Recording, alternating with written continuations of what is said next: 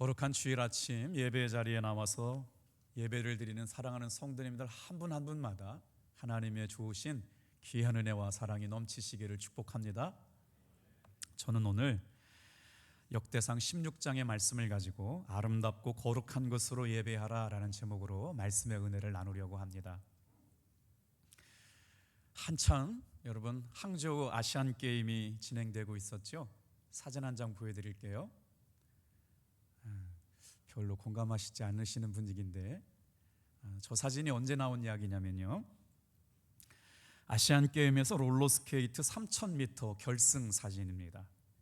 결승선을 통과하기 전에 두 손을 번쩍 든 선수가 대한민국 선수이고요, 다리를 저렇게 쭉 밀어 세운 선수가 대만 선수이거든요. 자, 결승선을 통과하기 전에 세레머니를 한 탓에 0.01초 차로 역전패 당한 사람 누구일까요? 한국 선수였습니다. 두 선수는 4년 동안 피나는 노력을 했고 아시아 선수로서는 최고의 영광스러운 자리에 오를 수 있는 기회가 찾아왔지만 마지막까지 결승선을 통과할 때까지 최선을 다하지 않은 대한민국 선수인데 정철원 선수가 그만 금메달을 놓친 안타까운 일들이 있었습니다. 아마 저 선수도 어린 선수이기 때문에 이 일을 통해서 분명하게 더 훌륭한 선수로 성장하게 될 것이라고 믿게 되면서 저 사진을 보면서요, 제 마음속에 이런 생각이 들었어요. 다 같이 한번 따라해 주시겠어요? 최고가 되는 것만큼 끝까지 최선을 다하는 사람이 되자.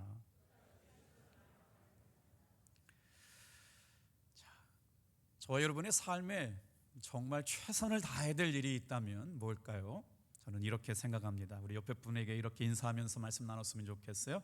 예배의 성공이 인생의 성공입니다. 이상하게 저 장면 사진을 보면서 사도 바울의 신앙 고백이 생각나는데 디모데후서 4장 7절에서부터 8절 말씀을 마음속에 새기고 살았거든요. 한 주간 동안. 제가 한번 읽어드릴게요. 나는 선한 싸움을 싸우고 나의 달려갈 길을 마치고 믿음을 지켰으니 이제 후로는 나를 위하여 의의 면류관이 예비되었으므로 주 곧 의로우신 재판장이 그날에 내게 주실 것이며 내게만 아니라 주의 나타나심을 사모하는 모든 자에게니라. 사랑하는 성도 여러분, 믿음의 선한 싸움을 다 싸우고 끝까지 승리하시는 여러분 되기를 축복합니다. 우리의 신앙생활 가운데 조금만 흐트러져도 우리 마음속에 빈틈을 비집고 틈타 들어오는 게 있어요. 그것을 바로 뭐라고 그러냐면요, 방심이라고 그러는데, 우리의 예배 가운데 조금만 흐트러져도 사탄은 우리의 믿음을 넘어뜨리게 만들고 낙심하게 하고 절망하게 만듭니다.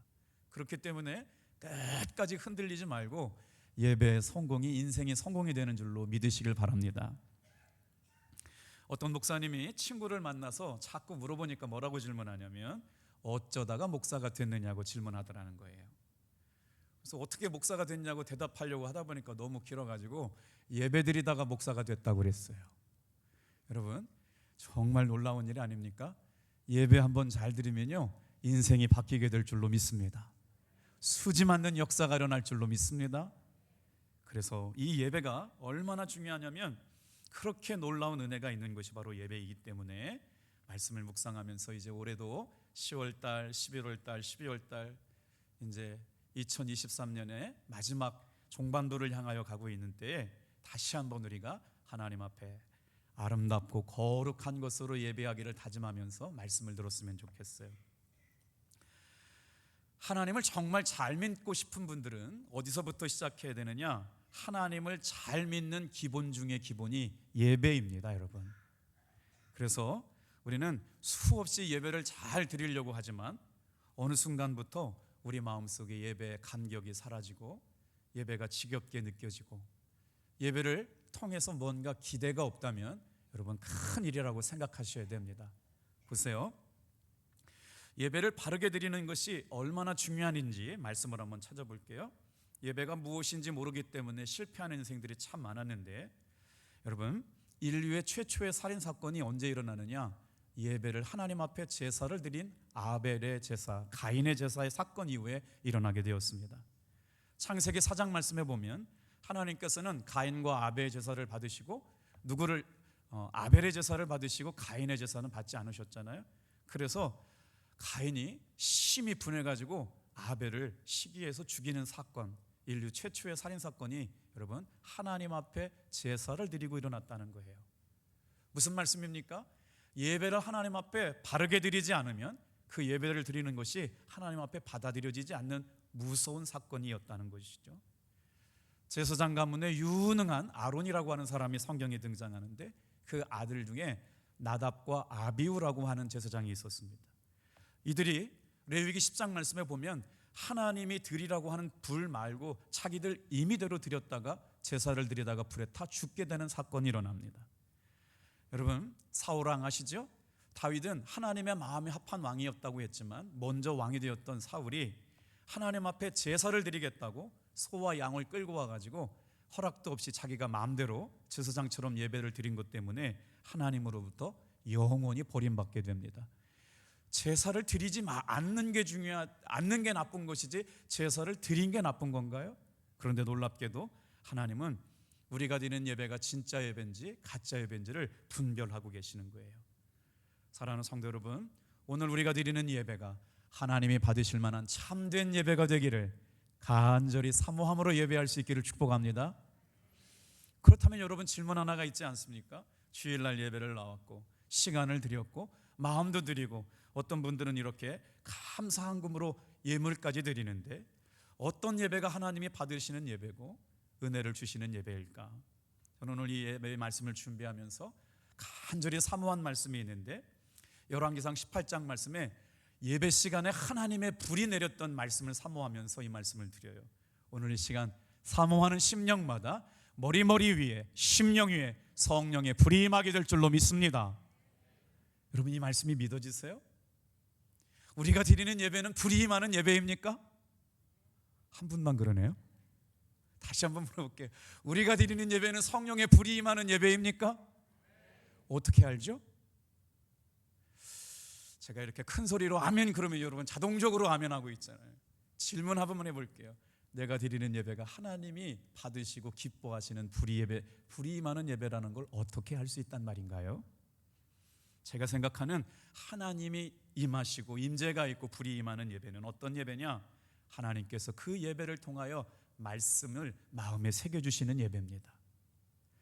그 하나님의 말씀을 들으면서 깨닫고 감동하게 되고 주님 앞에 겸손하게 회개의 눈물을 흘리면서 진리를 깨닫게 되는 것, 그런 예배가 하나님께서 우리에게 불을 내려주시는 예배죠.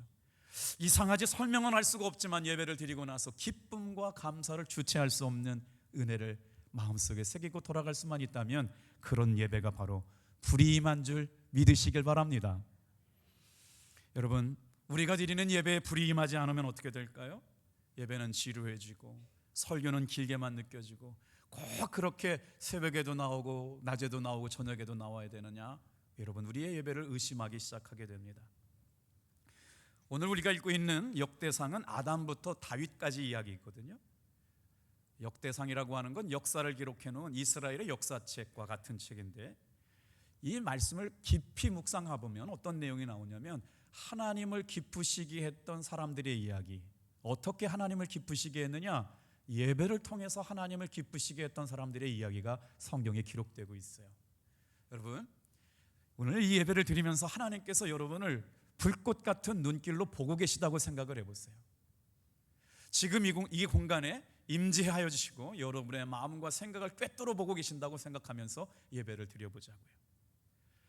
자, 하나님은 예배하는 사람을 찾으실 뿐만 아니라 예배하는 사람에게 복 주시는 분이십니다. 다윗은 어떻게 하나님을 기쁘시게 할까를 평생 고민하며 살았던 사람이거든요. 그래서 여러분 다윗이 하나님 앞에 이런 믿음의 기쁨을 드리기 전에 이스라엘 역사 속에 어떤 일이 있었느냐? 세상에 블레셋이라고 하는 이방 군대에 하나님의 언약궤를 빼앗기는 사건이 일어났어요. 그리고 나서 사울 왕이 되고 나서 하나님의 언약궤가 어디에 있는지도 모르고 방치되어 있는 사건을 마음을 아파하던 사람이 있었습니다. 그 사람이 바로 다윗인데 다윗이 왕이 되고 나서 드디어 하나님의 언약궤를 하나님이 기뻐하시는 곳에 옮겨오려고 하는 일이 이제 역대상 13장, 14장, 15장, 16장에 진행되는데 압축해서 제가 말씀을 드릴게요. 역대상 13장 말씀에 보니까 아비나답의 아들인 우사와 아요가 새 수레를 만들어 가지고 하나님의 법궤를 모셔오려고 했습니다. 그런데 나곤이라고 하는 타작마당에 이르러 가지고 소들이 울퉁불퉁한 것 때문에 뛰게 되니까 하나님의 법궤를 함부로 손을 대게 되었어요. 그래서 어떻게 됐어요? 우사라고 하는 사람이 그 자리에서 죽게 된 것이죠. 그래서 그곳을 베레스 우사라고 합니다. 우사라고 하는 사람이 베레스에서 죽음을 당했다. 여러분, 참 이해하기 어려운 일 아닙니까? 하나님의 법궤를 하나님이 기뻐하시는 다윗성에 모셔오려고 하고 예루살렘으로 모셔오려고 하는 게 뭐가 잘못됐을까요? 근데 하나님께서는 그 마음을 받지 않으시고 우사를 그 자리에서 죽게 만드신 사건이 일어났다는 것이죠. 그리고 나서 하도 무서워가지고 하나님의 법궤를 어디다 옮겨놓냐면 오벳에돔이라고 하는 사람의 잠시 보관을 합니다. 그런데 여기 성경에 재미난 역사가 시작됩니다. 68명이나 되는 오벳에돔의 가정에 어떤 역사가 일어나느냐, 그 법궤를 잘 모시고 귀하게 여기고 존귀하게 되었더니 오벳에돔의 집에 하나님께서 복을 명하셨다는 겁니다. 사랑하는 성도 여러분, 저와 여러분의 인생 가운데 예배를 귀하게 여기고 하나님을 기쁘시게 하는 일에 마음을 쓰면 하나님께서 그 가정과 기업에 복 주심을 믿으시길 바랍니다. 그래서 오벳에돔에 모셔놓고 있던 하나님의 법궤를 모셔올 때가 돼서 하나님의 말씀으로 다시 한번 묵상합니다. 하나님, 무엇이 잘못되었습니까? 하나님의 법궤를 운반하기 위해서 우리가 잘못한 것을 깨닫게 해주세요. 기도하는 가운데 하나님이 다윗에게 지혜를 주시는 거죠. 법궤를 모실 때는 수레에 싣는 것이 아니라 반드시 제사장들의 어깨에 메고 가라고 말씀하셨던 걸 발견하게 되고, 성경에 법궤가 제사장들과 레위인들과 고핫 자손들을 통해서 옮겨지게 되는 것을 깨닫고 이제 15장 다윗이 다윗성에 아름다운 궁전을 짓고 나서 하나님의 법궤를 모실 만한 장막을 준비하게 됩니다. 그것이 그 유명한 다윗의 장막이죠. 사랑하는 성도 여러분, 우리가 매주일 드리는 예배가 하나님의 은혜와 하나님의 살아계심을 갈망하고 사모하여서 다윗이 준비했던 하나님의 법궤를 모시는 장막을 준비했던 마음처럼 여러분의 예배와 저와 드리는 예배가 그렇게 되기를 축복합니다. 그래서 이제 다윗은 모든 제사장들과 레위 사람들을 소집하고 거국적인 법궤 운반 작전을 진행하게 되는데, 그때 제사장 사독과 아비아다를 통해서 여러 제사장들을 모았습니다. 수많은 레위인들을 족속별로 소집하고 하나님의 궤를 어깨에 메고 옮겨오게 되게 되는 것이죠. 그리고 나서 이들이 오벳에돔의 집에 가가지고 하나님의 명하신 방법대로 하나님의 언약궤를 모셔오는 광경, 이게 바로 16장 언약궤 봉헌 예배와 감사와 찬송을 드리는 예배. 그리고 나서 하나님의 언약궤를 장막에 모신 다음 어떻게 해요? 번제와 화목제를 드리며 하나님 앞에 영광을 드리고 예배를 드리는 모습, 오늘 이 말씀을 묵상하려고 그래요. 자, 한번 따라해 보겠습니다. 아름답고 거룩한 것으로 예배하라.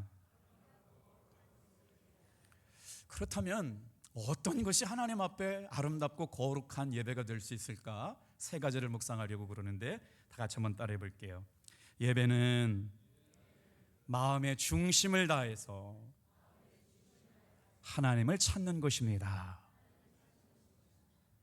우리 세 가지만 묵상할 텐데, 왜 가인의 예배를 받지 않으시고 나답과 아비후는 제사를 드리다 불에 타 죽고, 세상에 하나님 앞에 사울 왕은 제사를 드리겠다고 소와 양을 끌어왔지만 제사보다 순종을 원하신 하나님께서 사울 왕이 드리는 제사를 명령에 순종하지 않고 말씀에 순종하지 않음으로 인하여 받지 않으셨다.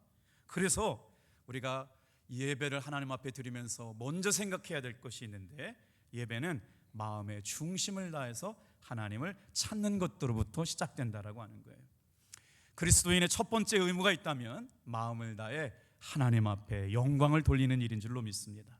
참된 예배는 존귀와 영광을 바로 하나님 앞에 올려드리게 되는 것이죠. 자, 다윗 왕이 하나님의 법궤로 옮겨오는 걸 얼마나 귀하게 여겼냐면 악단을 조직합니다. 그리고 감사와 찬송을 너무나도 은혜롭게 하고 싶어가지고 몇만 명을 대접하느냐 3만 명을 대동해가지고요 하나님의 법궤로 옮겨오려고 그러는데, 비파를 타는 사람, 수금을 타는 사람, 재금을 힘있게 연주하는 사람, 그리고 나팔을 부는 사람들을 뽑아가지고 하나님 앞에 감사하며 찬송하며 하나님의 법궤가 다윗성이 있는 예루살렘 성, 다윗이 준비한 다윗의 장막 안에 이렇게 안치될 수 있도록, 모셔질 수 있도록 하는 일들이 진행되고 있는 시, 바로 역대상 16편 16장 말씀은 바로 시편의 말씀들을 가지고 온 내용인데, 감사와 찬송의 서론 7절의 말씀을 같이 한번 큰 소리로 같이 한번 읽겠습니다. 시작. 그날에 다윗이 아삽과 그의 형제를 세워 먼저 여호와께 감사하게 하며 이르기를. 예배를 생각할 때마다 우리가 놓치지 말아야 할 것이 있습니다. 삶의 우선순위가 바로 예배라고 하는 것이죠. 다 같이 한번 따라하겠습니다. 먼저 여호와께 감사하며. 예배를 드리는 것의 삶의 우선순위가 어디냐면 하나님을 먼저 생각하는 거예요. 감사함을 먼저 생각하는 거예요. 찬송할 걸 먼저 생각하는 것이죠. 한 주간 동안의 삶에서 먼저 하나님을 예배하고 찬양하며 감사하는 성도들 되기를 축복합니다. 그러고 나서 하나님 앞에 감사가 있는 성도들이 하나님 앞에 찬송을 드리면서 어떻게 예배해요? 또 8절도 같이 읽어볼게요. 너희는 여호와께 감사하며 그의 이름을 불러하려며 그가 행하신 일을 만민 중에 알릴지어다. 하나님이 행하시는 일을 보게 되는 겁니다. 마음속에 하나님이 기쁘게 하시는 일, 하나님 앞에 먼저 감사하게 한 일, 주님이 일하신 일들을 기대함으로 고백하고 선포하게 되는 일이 일어나죠. 그리고 나서 9절 10절도 읽어볼게요. 시작. 그에게 노래하며 그를 찬양하고 그의 모든 기사를 찬양할지어다. 그의 성호를 자랑하라. 여호와를 구하는 자마다 마음이 즐거울지로다. 사랑하는 성도 여러분, 우리의 삶의 인생의 기쁨이 어디로부터 와요? 하나님을 기뻐하고 하나님을 노래하고 하나님을 찬양하는 사람들의 마음속에 하나님께서 기쁨을 주시겠다라고 하는 거예요. 우리 11절 말씀도 같이 읽겠습니다. 시작. 여호와와 그의 능력을 구할지어다. 항상 그의 얼굴을 찾을지어다. 진정한 예배, 참된 예배가 무엇이냐고 묻는다면 우리는 이 일을 힘써야 합니다. 마음의 중심을 다해서 하나님을 찾는 게 예배라는 거예요. 그의 능력을 구하고 항상 그의 얼굴을 구했다. 여러분, 여기서 참 재미난 표현을 썼어요. 하나님을 구하는 걸 왜 얼굴을 구한다고 얘기했을까요? 한번 생각해 보세요. 하나님의 얼굴은 하나님 자체이십니다. 오늘 이 시간 우리가 전심으로 하나님을 예배하게 될 때마다 여러분, 하나님을 구하고 하나님을 찾으시는 그 믿음의 고백을 통하여 만나게 될 줄로 믿습니다. 그래서 우리가 예배 때마다 마음의 중심을 다해서 하나님을 찾는 성도들이 될 때 아름답고 거룩한 예배가 되게 될 줄로 믿습니다. 두 번째 한번 따라해 볼까요? 영적 예배는 몸을 드리는 것입니다. 자, 마음을 드리는 예배가 하나님께 하나님을 찾는 것이라고 말씀을 드렸는데, 아름답고 거룩한 예배라고 그럴 때 영적으로 드리는 예배는 몸을 드리는 예배인 것을 우리가 깨달아야 되는데, 사도 바울은 이 말씀을 로마서 12장에 말씀을 했어요. 로마서 12장에 우리가 하나님 앞에 어떤 예배를 드려야 되느냐, 몸을 신령한 제물로 드리라고 말씀하고 있어요. 자, 로마서 12장 1절 말씀 같이 읽어볼게요. 시작. 그러므로 형제들아, 내가 하나님의 모든 자비하심으로 너희를 권하노니 너희 몸을 하나님이 기뻐하시는 거룩한 산제물로 드리라. 이는 너희가 드릴 영적 예배니라. 여러분, 말씀을 준비하면서도 제가 설교하면서 어떤 마음이 편하냐면요, 여러분 마음을 들여 예배를 드리세요 라고 하면 참 쉽게 이해가 될 것 같아요. 그런데 오늘 말씀해 보면 몸을 하나님이 기뻐하시는 제물로 드리라고 하는 거예요. 몸을 하나님 앞에 드려서 예배한다는 것이 참된 예배다? 어떻게 몸을 드려서 예배할까? 그러다가 말씀을 묵상하면서 그렇구나, 마음을 드리는 것도 중요하지만 몸을 들여서 예배하는 것이 하나님 앞에 참된 예배인 걸 깨닫게 되었어요.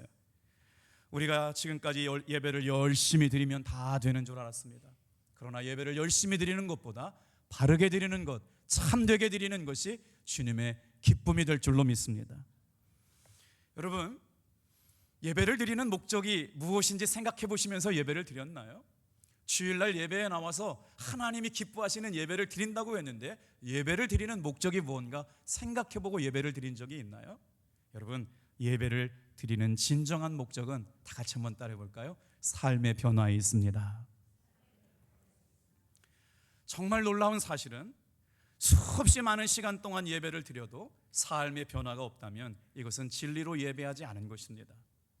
수많은 날 동안, 정말 많은 날 동안 예배를 드렸음에도 불구하고 내 삶의 변화가 일어나지 않는다? 이것은요, 우리가 우리의 몸을 하나님 앞에 살아있는 제물로 드리지 않았다는 증거입니다.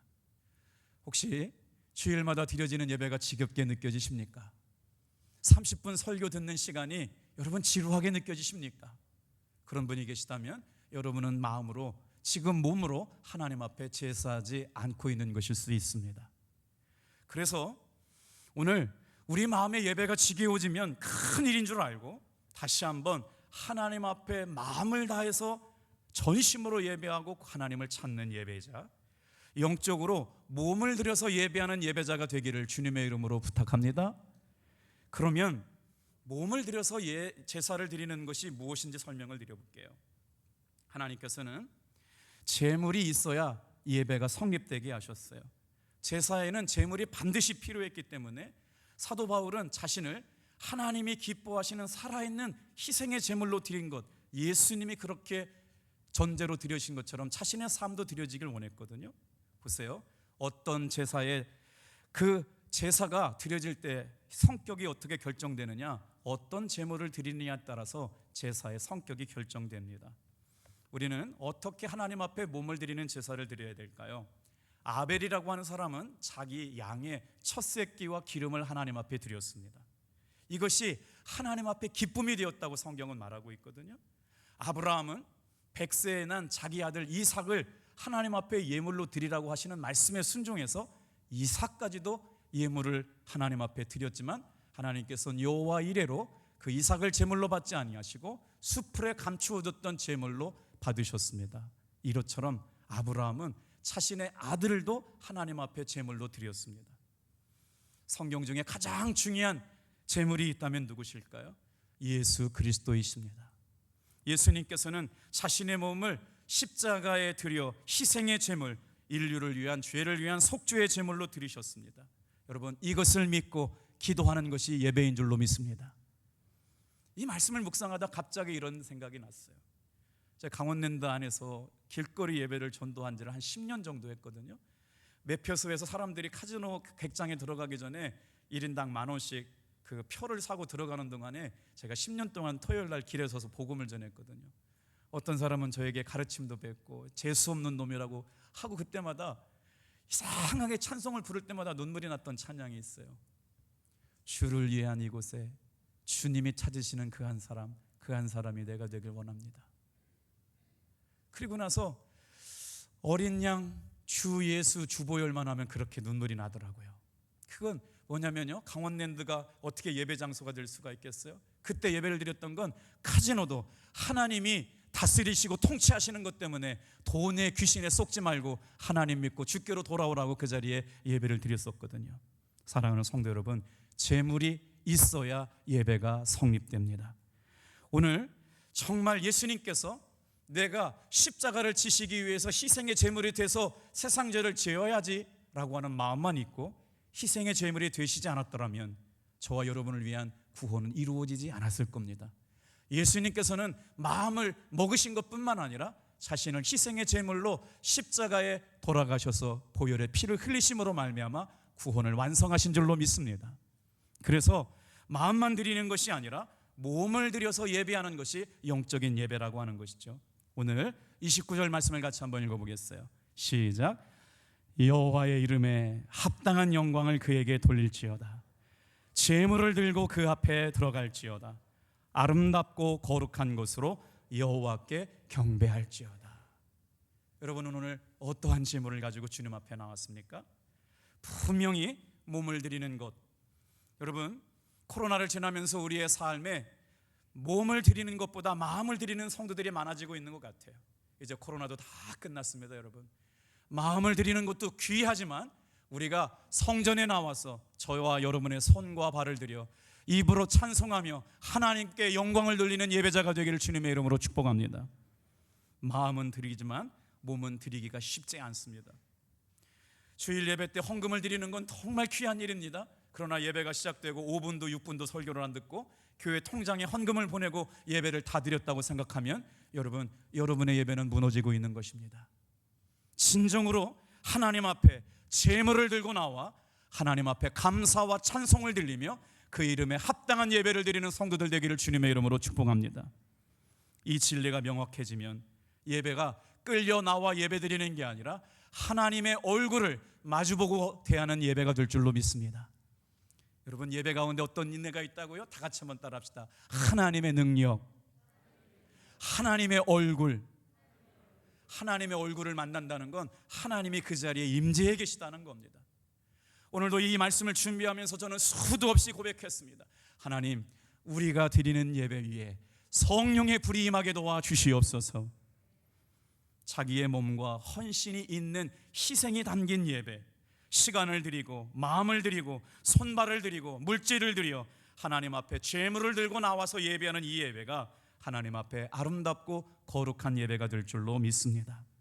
이것이 예배의 시작이고 이것이 예배의 갈망이며 이것이 예배의 축복인 것이에요. 사랑하는 성도 여러분, 올 해가 다가기 전에 하나님이 기뻐하시는 제물을 들고 그 이름에 합당한 예배를 드리기를 결단한 분만 크게 아멘 해볼까요? 할렐루야. 감사해요. 마지막으로 한번 따라해 볼게요. 참된 예배자가 되기를 갈망해야 합니다. 하나님 앞에서 아름답고 거룩한 예배는 어떤 걸까요? 오늘 이 예배에 있는 모든 성도들이 예배를 드리면서 참된 예배자가 되기를 갈망해야 된다는 거예요. 25절, 26절, 27절 말씀 읽을게요. 같이 읽어보겠습니다. 시작. 위대하시니 극진히 찬양할 것이요 모든 신보다 경외할 것임이며 만국의 모든 신은 헛것이나 여호와께서는 하늘을 지으셨도다. 존귀와 위엄이 그의 앞에 있으며 능력과 즐거움이 그의 처소에 있도다. 하나님의 성전에 올라와서 위대하신 하나님을 찬양하고 그 이름을 높이며 먼저 하나님 앞에 감사하며 마음을 들여 하나님을 찾고 몸을 들여 제물을 들고 하나님 앞에 나와 예배하는 성도들에게 어떻게 해요? 하나님께서 능력과 기쁨으로 만나주시게 될 줄로 믿습니다. 오늘 예배 가운데 있는 사랑하는 성도 여러분, 예배의 3요소가 있어요. 꼭 기억하시길 바랍니다. 예배의 3요소, 예배 안에는 첫 번째 예수님의 보혈의 능력이 있습니다. 그래서 예배를 드리는 사람들마다 삶의 연약함을 간직한 채 삶의 두려움의 문제를 가지고 나와서 예수님의 보혈 앞에 무릎을 꿇고 기도할 때마다 여러분, 치료하시는 예수님의 보혈을 바라보시길 바랍니다. 예수님의 십자가를 바라보시길 바랍니다. 그 다음에 예수님의 성령님의 기름 부으심이 있습니다. 그래서 예배를 드리는 가운데 우리가 사모할 것이 있어요. 성령의 기름 부으심이 있다고요. 누가 그 성령의 기름 부으심을 경험하는지는 모릅니다. 똑같은 말씀을 듣지만 어떤 사람은 불로 받는 사람이 있고 어떤 사람은 지루하게 받는 사람도 있습니다. 그러나 분명한 것은 하나님이 기뻐 받으시는 예배 가운데는 예수님의 보혈이 있고 성령의 기름 부으심이 있음을 믿으시길 바랍니다. 그래서 그 은혜를 경험한 사람들이 죽음을 이기고 부활의 소망으로 이 땅을 견디어내가는 진정한 그리스도인이 되는 줄로 믿습니다. 여러분, 제가 오늘 이 말씀을 묵상하면서 마음속 깊이 묵상했던 한 구절의 말씀이 있어요. 열왕기상 18장에 나오는 엘리야가 드렸던 갈멜산 예배입니다. 엘리야가 쌓은 제단에 하나님의 불이 내리는 역사가 오늘 우리가 드리는 예배 때마다 여러분 동일하게 경험해보고 싶지 않습니까? 어떻게 하나님 앞에 예배를 드렸기에 엘리야 예배는 받으시고 바알과 아사리를 섬겼던 850명의 우상의 제단은 불이 임하지 않고 하나님께서 그 제단에 불을 내려주셨을까? 오늘 사랑하는 성도 여러분, 바알과 아세라 제사장 850명이 갈멜산 위에 모였습니다. 그리고 영적 전쟁이 일어났습니다. 어느 신이 참 하나님이신가 하는 대결인 거예요. 제단을 쌓아놓고 제물을 올려놓고 하나님이 그 제단에 불을 내려주시는 것이 진정한 하나님이라고 믿겠다고 고백한 영적 싸움 아니었습니까? 바알과 아세라 제사장 850명이 하루 종일 발광하면서, 그런데 기도해보고 제사했지만 하나님께서는 응답하지 않으셨습니다. 그런데 놀랍게도 엘리야의 제단에 불이 임했습니다. 하나님의 놀라운 은혜입니다. 우리 한번 고백해 볼까요? 주여 불을 내려주시옵소서. 저는 막 신났어요 지금요. 어떻게 우리가 드리는 예배에 불을 내려주실 수 있을까? 그랬더니 어떤 분이 그래요. 캠프파이어 하면 된대요. 우리가 여름 성경학교 할 때, 수련회 때 갈 때마다 얼마나 많은 날 동안 주여 불을 내려주시옵소서, 그럴 때 전사님하고 부목사님이 옥상에 올라가가지고 쌓아놓은 장작대미에다가 손뭉치에 휘발유 부어가지고 성령의 불이 내려온다고 했었어요. 저도 그래서 그게 성령의 불인 줄 알았습니다, 여러분. 그러나 성령의 불은 절대로 그렇게 임하지 않습니다. 그건 손뭉치 불덩어리에 불과했어요. 오늘 하나님이 기뻐하시는 사람, 신앙생활 끝까지 승리하고 믿음 생활 하루를 살더라도 제대로 해보기를 원하는 사람, 성령의 불이 임하기를 기도하시는 여러분 되길 바랍니다. 말씀을 묵상하다 보니까요, 놀라운 단서 하나를 발견하게 되었어요. 엘리야의 제단에 불이 임하기 전에 엘리야가 행했던 중요한 사건이 있었더라고요.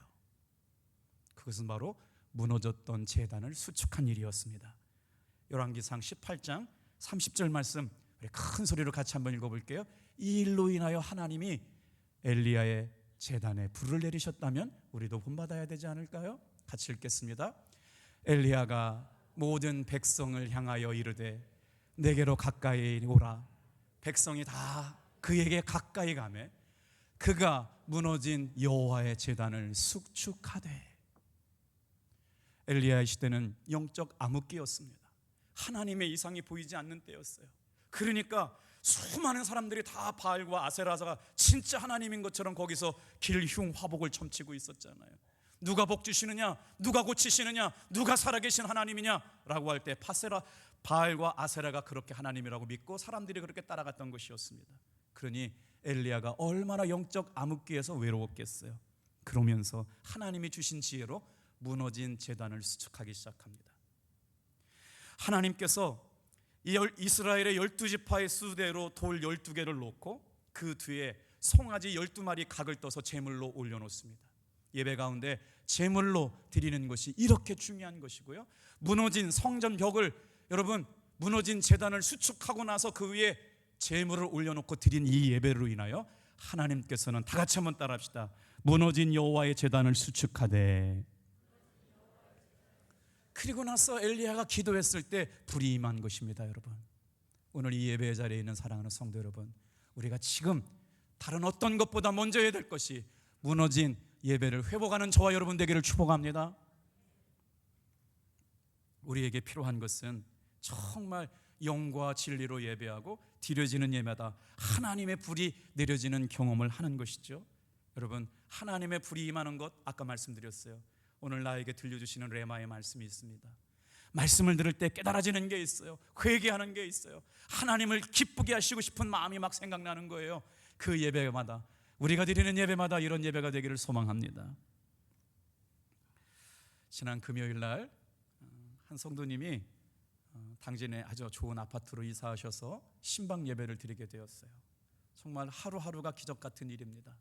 우리 교회 오셔서 또 이제 원래 암이 걸려서 오셨지만 정말 하나님의 은혜로 기적 같은 은혜를 경험하고 살아가시는데요, 저는 성도님들이 전해주는 얘기만 듣고 있기 때문에 의학 지식이 틀릴 수가 있겠지만 이 성도님이 첫 번째 항암 투약이 시작되고 나서 돌아가실 뻔했다는 거예요. 거의 5시간을 이렇게 항암약을 맞게 되는데 항암약이 얼마나 독합니까? 그 나쁜 무서운 암세포를 뿌리채 뽑으려고 하니까 그걸 독하게 쓰게 되는 거죠. 그걸 5시간 맞으니까 어떻게 돼요? 정상세포도 죽게 되는데, 저는 항암 1차를 마치고 건강하게 돌아왔다는 게 이게 그냥 일상적인 얘기인 줄 알았어요. 근데 의사들이 그렇게 얘기하신대요. 집에 돌아가서 온도가, 고열이, 몸 온도가 38도 39도를 넘어가면 당장 응급실에 달려가라고, 그렇지 않으면 쇼크가 와가지고 죽을 수가 있대요. 그런데 우리 성도님이 1차 쇼크가 와가지고 병원에 가는데 39도부터 열이 떨어지지 않아서 엄청 고생했다는 거예요. 그런데 사랑하는 성도 여러분, 성도님들이 기도해 주셔서 살아났다고 고백하십니다. 할렐루야. 또 하나 간증할게요. 추석 명절에 사랑하는 가족들이 모였답니다. 남동생이 있는데, 우리 권사님 남동생이 있는데, 이 동생이 얼마나 건강한지 말이에요. 추석 명절 아침 산악 자전거를 타고 아미산에 올랐답니다. 그러니 체력이 대단한 거잖아요. 아미산에 올라가가지고 산악 자전거를 탈 정도로 건강했던 이 형제님이요, 세상에 아미산에서 심장 쇼크가 와가지고요 코마 상태에 빠졌다는 거예요. 불이 나게 이 동생을 병원으로 구송했는지만 여러분 깨어나지 않고 있었대요. 이런 일들이 우리에게 일어납니다. 우리 사랑하는 권사님 남동생이었어요. 건강 자신할 거 아닙니다. 그리고 나서 우리 권사님이 남동생을 위하여 우리 중보기도 팀에다가 급하게 SOS 전화를 했어요. 이런 일이 일어날 때마다 여러분, 우리 중보기도 팀에게 부탁하면 어떤 역사가 일어나느냐? 여러분, 중보기도가 시작된 그 다음날 남동생이 여러분 코마 상태에서 깨어났습니다. 야, 아멘 소리가 이거밖에 안 나오다니. 깨어났습니다. 정말 그 기도의 응답을 받은 권사님의 기도예요. 일어날 수 없는 일이 일어났다는 거예요. 사랑하는 성도 여러분, 우리가 기도할 일이 여기 있습니다. 전심으로 예배할 일이 있습니다. 오늘 이 밤에, 이 아침에, 이 새벽에, 이 낮에 아침 저녁으로 전심으로 기도하는 이 기도를 통하여 분명히 역사하심을 믿으시길 바랍니다. 제가 태어나서 성탄절에 예배를 못 드린 것이 딱 한 번 있었어요. 저는 목숨 걸고 예배를 드려야 되는 사람이었고 신학생이었고 정말 주님이 기뻐하시는 사람으로 살고 싶어서요 예배를 한 번도 빠지지 않았는데, 군대에 가서 자대를 배치받고 훈련받고 경계근무를 나가는데 성탄절 예배를 못 드렸어요. 얼마나 마음이 눈물이 나든지 말이에요. 그때 진짜 깨달았습니다. 예배를 드리고 싶어도 드리지 못하는 때가 오는구나. 왜 예배를 못 드렸을까요? 저에게 자유가 없기 때문에 그랬어요. 사랑하는 성도 여러분, 예배를 드릴 수 있을 때 전심으로 예배할 수 있는 성도들 되기를 주님의 이름으로 축복합니다. 그 예배를 마치고 나오는데요 우리 성도님이 간증을 하시는 거예요. 목사님, 제가 살면서 너무나 신기한 일을 경험했습니다. 제가 오늘 이렇게 이사를 왔잖아요. 그런데 신기한 일이 생겼어요. 이사하려고 내놓은 전세를 내준 그 집에 새로 이사 오시는 분이 탑동교회 나온대요. 이해해 주셔서 감사해요. 여러분, 날마다 이사 가실 때마다 다시 이사 오신, 여러분의 집에 이사 오시는 분이 탑동교회 나올 수 있게 되기를 주님의 이름으로 축복합니다. 되는 집은 뭘 해도 잘 돼요. 사랑하는 성도 여러분, 우리가 이제 남은 10월달, 11월달, 12월달 우리가 드리는 예배 가운데 하나님이 불로 역사하는 예배가 되기를 축복합시다. 우리 시대가 아무래도 하나님 앞에 제대로 예배 드리는 것, 그것이 하나님이 진짜 기뻐하시는 일인 줄로 믿습니다. 그렇다면 무엇부터 해야 될까요? 예배부터 정직하게 마음을 다해서 몸을 들여서 감동을 가지고 예배할 수 있는 귀한 성도들 다 되시기를 주님의 이름으로 축복합니다. 우리 마지막 한 절만 읽고 마치겠어요? 마태복음 18장 20절 말씀 시작. 두세 사람이 내 이름으로 모인 곳에는 나도 그들 중에 있느니라. 기도하겠습니다.